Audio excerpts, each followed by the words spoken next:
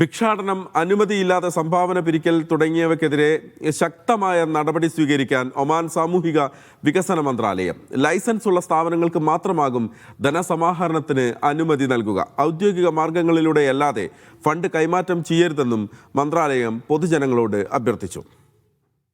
ഭിക്ഷാടനം, നിയമവിരുദ്ധ ധനസമാഹരണം, ഓൺലൈൻ സംഭാവന തട്ടിപ്പുകൾ എന്നിവ തടയുക എന്ന ലക്ഷ്യത്തോടെയാണ് സാമൂഹിക വികസന മന്ത്രാലയം ക്യാമ്പയിൻ ആരംഭിച്ചത്.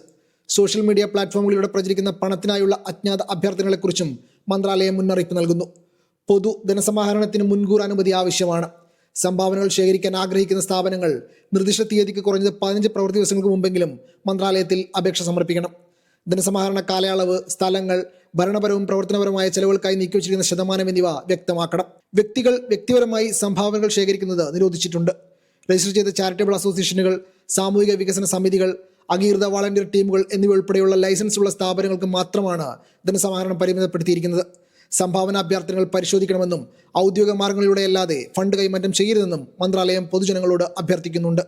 ധനസമാഹരണമോ ഭിക്ഷാടനമോ പോലുള്ളവ റിപ്പോർട്ട് ചെയ്യാനും പൊതുജനങ്ങളോട് മന്ത്രാലയം ആവശ്യപ്പെട്ടു.